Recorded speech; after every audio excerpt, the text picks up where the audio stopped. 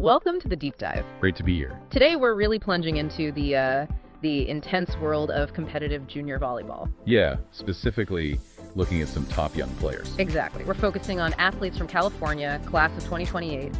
We want to explore the elite training programs, the clubs, basically how they get there. And we've got some interesting sources for this. Articles on national programs like the NTDP, reports from big tournaments like the Red Rock Rave. Player profiles too, right? Yeah.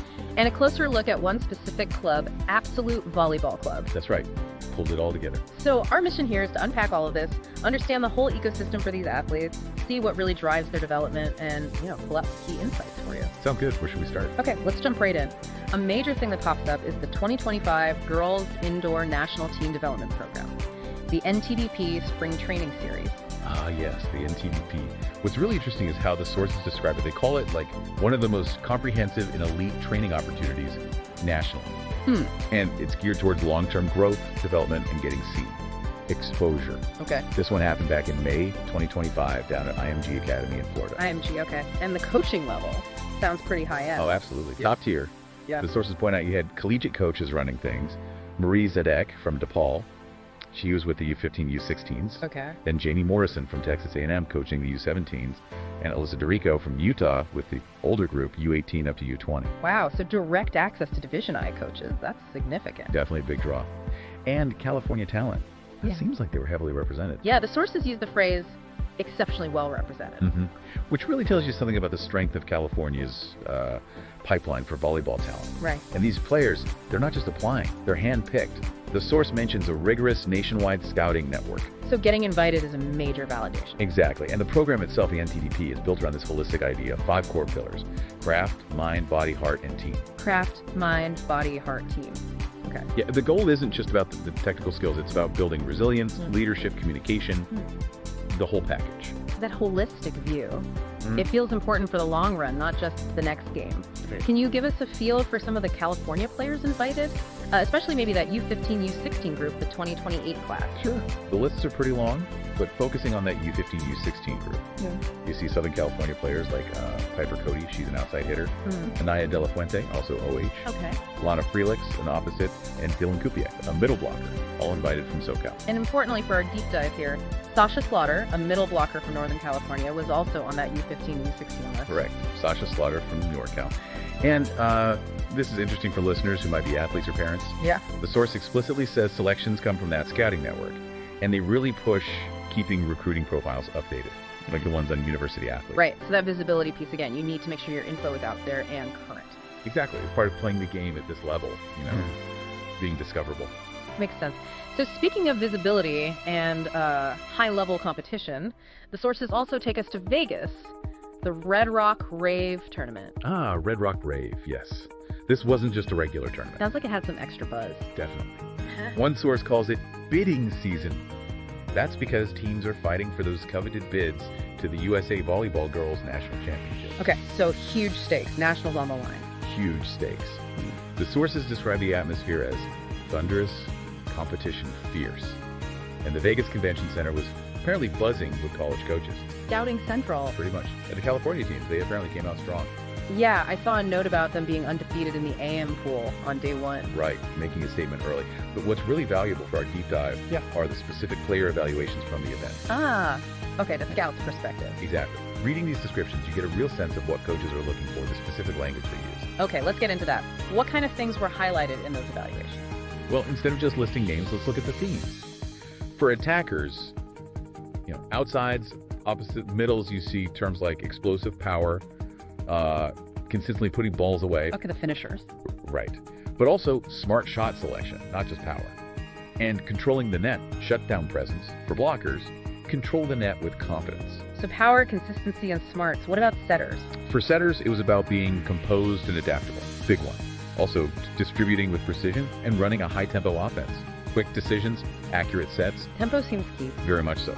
But it wasn't just position stuff. They noted broader skills, too, like steady defensive work, quick reactions, keeping plays alive even from the front row players rotating back. Right, like Piper Cody was mentioned for that, even though she's an OH. Exactly. Also, things like consistent execution, performing under pressure, overall quickness and explosiveness.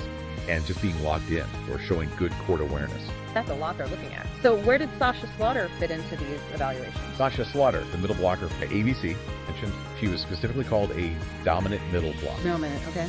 And Evil went further, described her as an automatic weapon at the net. If she gets the right set height. That detail is interesting. Yeah, highlights the setter-hitter connection. Right, and it mentioned her potential to be unstoppable as she refines her timing. That kind of specific, actionable feedback, that's gold. Yeah, those specific phrases, automatic weapon, potential to be unstoppable, they really paint a picture. It shows the level of detail they're observing. It really does. And these kinds of detailed notes, they were mentioned for lots of players. Carolina Delaney, Lauren Kim, Jocelyn Jack, Summer Tukua, Laurel McGatlin-Golier, Harper Goff, Kyra Tassi. A whole roster of talent. Absolutely. Regina Stella Broshier, Anaya Del Fuente, Kate Williams, Michelle Zhu. Yeah. The list goes on. It just shows how comprehensively they're scouting. Physical skills, mental game, consistency, everything. Okay, so, pulling that thread again.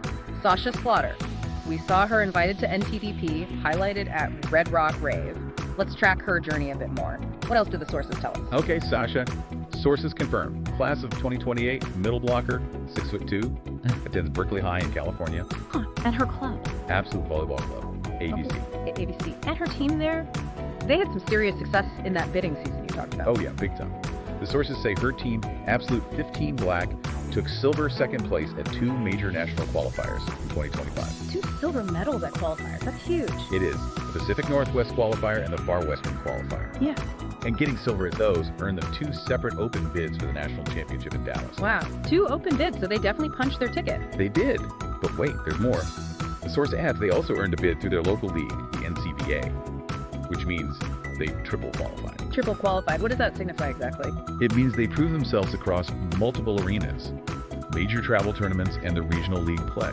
Consistent high-level performance, basically. It really speaks volumes about the team and the club program. Okay, that's impressive. The sources also give us a peek into her personal experience. Something about a college camp. Yes, a USC prospect ID camp she attended. The source mentions she went partly because of USC's coaching staff and alumni, like Skylar Fields. Makes sense. Aiming high. But she also had a specific goal, which I thought was interesting. She said she wanted to develop into a more versatile player. Versatile? How so? She mentioned working on skills beyond just blocking and hitting like passing. She felt improving those other areas helped her overall game. Huh. That echoes that holistic development thing again from the NTDP. It really does. It's not just about dominating in your primary role. Did she have any, standout moments from that USC camp experience? She mentioned watching the U.S. Olympic beach volleyball players scrimmage right before they left for the Paris Olympics. Called it an incredible experience. Wow, yeah, that was cool. She also commented on the USC campus being stunning and the dorms comfortable for her overnight stay. Just the overall atmosphere. And she had some advice, right, for other young players trying to get noticed. Yeah, this is a great takeaway for listeners. She emphasized actively standing out. How? Being loud and present on the court, communicating, having energy. Also chatting with coaches, players, other campers, making connections. So engaging, not just playing well silently. Exactly. And supporting everyone, showing good team energy. She even mentioned planning to follow up with emails to the coaching staff afterwards, find them easy to talk to.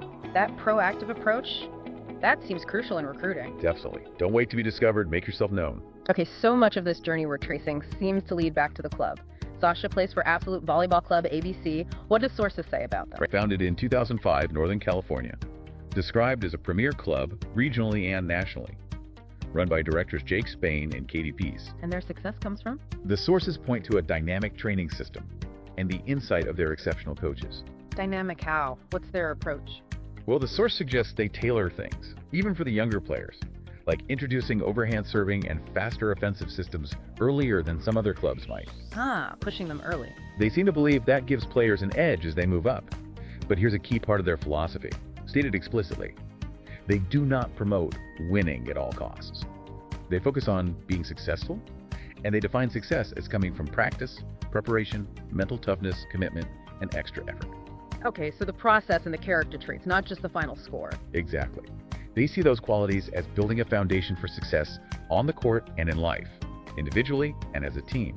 It connects right back to those NTDP pillars and Sasha's goal of becoming more versatile. Yeah, it's about developing the whole athlete, the whole person. Precisely. Yeah. And the sources also mentioned the experience of playing for ABC, wearing the uniform, the team bonding, the real match pressure, becoming part of the ABC family. The culture of the club. Right.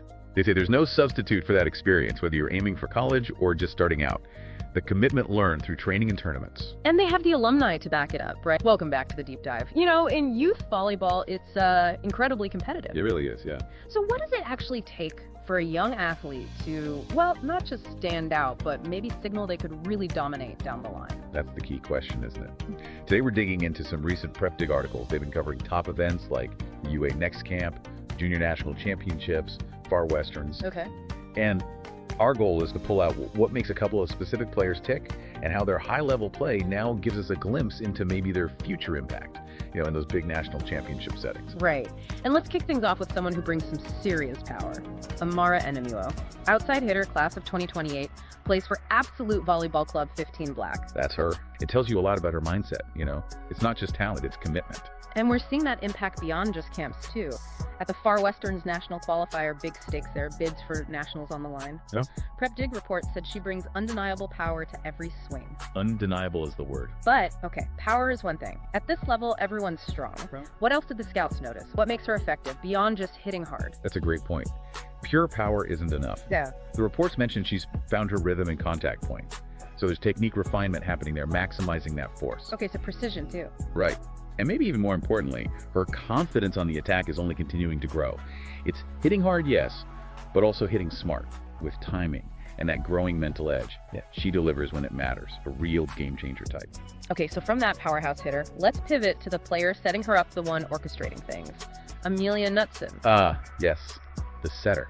Also, class of 2028, and crucially, also from Absolute Volleyball Club. Her performance at the USAV Girls Junior National Championship really turned heads. Scouts literally said this is the best Amelia Knudson has looked all club season. Yeah, that's high praise, especially at nationals. So what is it about her setting? What makes her stand out in those pressure cooker moments? Well, two things jump out from the reports. Composure and court smarts. I mean, PrepDig highlighted her smooth and consistent back sets. That's not easy. All right. And she moves her feet early, stays balanced, handles tight passes with confidence, never rushing. You see that, and you recognize real volleyball IQ. So she's not just reacting, she's anticipating. Exactly. She creates tempo that gives her hitters the best chance to score. That's the goal, right? Yeah. There's clear growth in the way she leads the offense. She looks steady, composed, completely in control. That's pretty rare and incredibly valuable at her age. Okay, so let's put this together. We got Amara, the explosive outside hitter. We've got Amelia, the super composed, high IQ setter. Both class of 2028, both killing it in high-stakes games, and both playing for Absolute Volleyball Club. Mm-hmm. Yes. That ability to stay calm in these high-pressure moments, like at the PMQ, lets her execute when it matters most. And it calms her teammates, too. The win it factor means making those small, smart plays, the ones that swing momentum, maybe without being super flashy, but they consistently add up to points and, well, wins. Wow. The only thing the article really points to is just needing more reps, more matches under her belt, which, you know, comes with time, but her trajectory, it screams winner. That's amazing foresight for someone her age. Coaches looking for that leader, someone who delivers when it counts. They should definitely be watching Carolina Delaney. Absolutely. She finds a way. Skill, leadership, that mental game. That's the essence of winning. Okay. What does that specific combination tell us? I mean, think about a game situation. How does that synergy play out? What makes them together so dangerous? This is where it gets really exciting looking ahead. Having a hitter like Amara with that power and a setter like me with that touch and composure, that's a potent mix. Yeah. It's not just that they're both good, it's how Amelia's consistent, precise setting creates a bigger window, more options for power. She's not just getting hittable balls, she's getting balls in spots where she can attack from different angles. It makes her way harder to block. So harder to defend predictability-wise? Exactly. For the other team, stopping that connection is a nightmare. It's a constant challenge. That kind of setter-hitter synergy, that dynamic duo at this level is special. And it definitely points toward them making deeper runs in future USAV national championships. Maybe even, pushing hard in 2026. It is really fascinating to think about their trajectory, watching these young players develop and potentially become, defining players for the next wave of competition. It really is. And maybe that leaves you, our listener, with something to consider. What really stands out to you about how that blend the individual talent and that built-in club synergy could fuel future championship success in these incredibly tough environments? Okay, so let's try to bring all these threads together. We've looked at NTDP, the Red Rock Rave, Sasha Slaughter's journey, Absolute Volleyball Club. What's the bigger picture here for you, the listener? Well, I think this deep dive gives you a really clear window into this whole complex world of competitive junior volleyball. You see how talent gets identified, that nationwide scouting network is real? Then how it gets refined in these elite programs like NTDP, which focus on, comprehensive development, not just the physical skills, but the mind, body, heart, team stuff. Right, the whole athlete. And then how it's showcased at these high-pressure, high-visibility tournaments like Red Rock Rave, where college coaches are watching closely, looking for very specific things. And the club is really the bedrock through all of this. Fundamentally, yes. Clubs like Absolute seem to be that critical foundation. They provide the consistent training, day in, day out, rooted in a specific philosophy. Like focusing on overall success through commitment and mental toughness, not just wins. Exactly. And players like Sasha Slaughter become examples of navigating this whole system. They benefit from their club's training, they get exposure at big events, they get recognized by national programs, they use things like college camps strategically. Where does the emphasis truly lie now?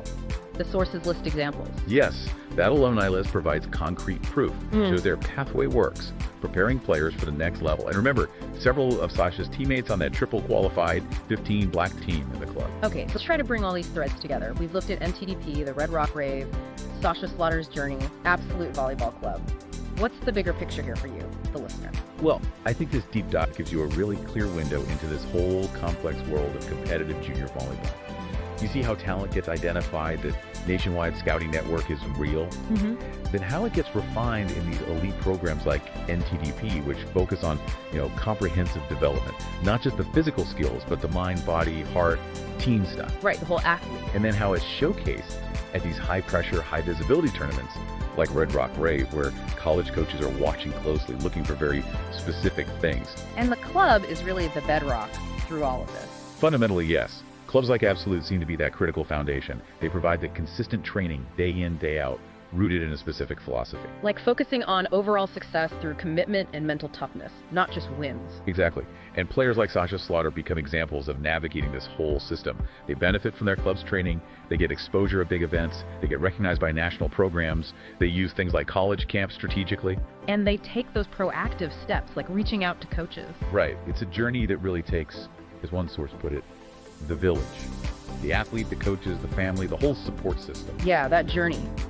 From club practice courts to national qualifiers to these elite development camps, it really hammers home that getting to the top takes so much more than just raw physical talent or just winning games.